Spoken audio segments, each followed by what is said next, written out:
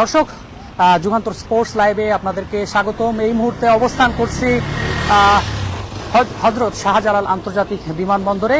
যেমনটি আপনারা ক্যাপশনে দেখেছেন যে এয়ারপোর্টে সাত খোলা বাস প্রস্তুত বরণ করে নিতে অনূর্ধ্ব-19 দলের সাব চ্যাম্পিয়নদের। আপনারা জানেন এটি বাংলাদেশের জন্য একটা বড় অর্জন, আর সেই বড় অর্জনকে বরণ করে নিতে প্রস্তুত ফুটবল প্রেমীরা। সেই সাথে আপনারা জানেন যে ইতিমধ্যে ঘোষণা দিয়েছেন ক্রীড়া প্রতিমন্ত্রী, তিনি নিজে সশরীরে তিনি বিমানবন্দরে আসবেন এবং তাদেরকে ফুলেল শুভেচ্ছা দিয়ে বরণ করে নেবেন। একই সাথে এয়ারপোর্টের সৌজন্য বরণ শেষে তারপরে কিন্তু তাদেরকে নিয়ে যাওয়া হবে হাতির ঝিলে এমপি থিয়েটারে, এবং সেখানেও তাদেরকে গণ একটা অভ্যর্থনা দেওয়ার ব্যবস্থা করা হয়েছে। আপনারা জানেন 2023 সালে নারী ফুটবলাররা তারা প্রথমবারের মতো এই সাত খোলা বাসের শুভেচ্ছা পেয়েছিলেন, এবং তারপর থেকে যেন বাংলাদেশের ফুটবলে সেই অগ্রযাত্রা শুরু হয়েছে, এবং বাংলাদেশ ফুটবলাররা যে ভালোবাসা এবং যে শ্রদ্ধা পেয়েছিল সেখান থেকেই যেন তাদের পথ চলাটা শুরু। ইতিমধ্যে আপনারা জানেন 2023-24 সালে নারী মূল ফুটবল দল তারা কিন্তু টানা 2 বার সাব চ্যাম্পিয়ন হয়েছিল, এবং পরবর্তীতে অনূর্ধ্ব-20 দল তারাও কিন্তু 2024 সালে ফুলের শুভেচ্ছা পেয়েছিল এবং সাতখোলা বাসে তাদেরকে বরণ করে নেওয়া হয়েছিল, এবং পরিশেষে আজকে কিন্তু সেই অনূর্ধ্ব-19 দলকে তাদেরকে কিন্তু সাতখোলা বাসে সংবর্ধনা দেওয়া হবে, এবং সেই প্রস্তুতি কিন্তু ইতিমধ্যে হযরত শাহজালাল ইন্টারন্যাশনাল এয়ারপোর্টে চলছে। ইতিমধ্যে আমরা দেখতে পেয়েছি যে গণমাধ্যম কর্মীদের একটা ভিড় আমরা লক্ষ্য করছি, এবং গণমাধ্যম কর্মীদের ভিড় থাকাই স্বাভাবিক, যেখানে বাংলাদেশকে গর্বিত করা এক ঝাঁক তরুণ ফুটবলার তারা আসবেন, এবং ইতিহাস সাক্ষী তাদের এই অর্জন।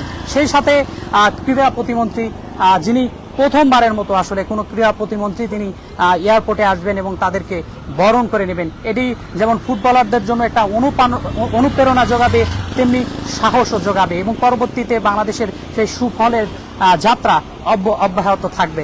দর্শক, আপনাদেরকে যদি আরও কিছু ইনফরমেশন জানাতে চাই যে এবারের সাব চ্যাম্পিয়নশিপে বাংলাদেশের ফুটবলাররা যেভাবে দারুণভাবে খেলেছে, এবং শুরুটা হয়েছিল পাকিস্তানকে হারিয়ে, এবং শেষটা ইন্ডিয়া, যে ভারতকে হারানোর মধ্যে আলাদা একটা ভালো লাগা কাজ করে বাংলাদেশের দর্শকদের।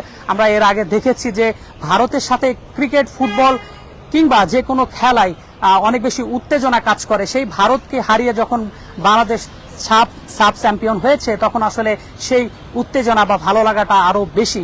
সেই ভারতকে হারিয়ে শুভ অধ্যায় শেষ করেছে বাংলাদেশ, এবং ফাইনাল খেলাটির কথা যদি আপনাদেরকে জানাই যে ফাইনাল খেলায় বাংলাদেশ পুরো ম্যাচ জুড়ে ভালো খেলেও কোনো স্কোর করতে পারেনি।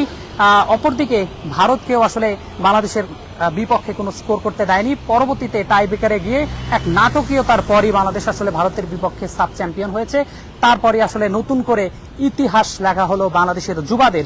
সেই বাংলাদেশের যুবারা, গর্বিত যুবারা, তারা কিন্তু সন্ধ্যা 6:45 তারা হযরত শাহজালাল বিমানবন্দরে ল্যান্ড করবে, এবং তারপরই আসলে যে প্রক্রিয়া আছে, এয়ারপোর্টে যে প্রক্রিয়া থাকে, সেই প্রক্রিয়া শেষে আসলে তারা ফুলেল শুভেচ্ছা পাবেন। আর সেই ফুলেল শুভেচ্ছা জানাতে বা যারা জানাবেন তারা কিন্তু ইতিমধ্যে প্রস্তুত, সাতখোলা বাস প্রস্তুত।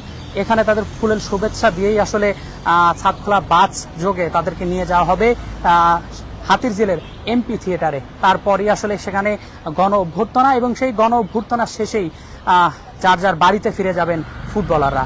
এই জয় বাংলাদেশ ফুটবলের জন্য একটা গৌরবময় অধ্যায়।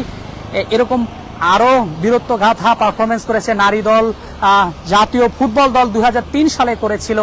বর্তমান যে ক্রীড়া প্রতিমন্ত্রী আপনারা জানেন তিনি অধিনায়ক ছিলেন আমিনুল হক, তার নেতৃত্বেই কিন্তু আসলে সাব জয়ের যে প্রথম স্বাদ, সেই স্বাদ কিন্তু বাংলাদেশ পেয়েছিল, এবং আজকে কিন্তু যুবাদের হাত ধরে সেই সাব চ্যাম্পিয়ন হয়েছে বাংলাদেশ আবারও।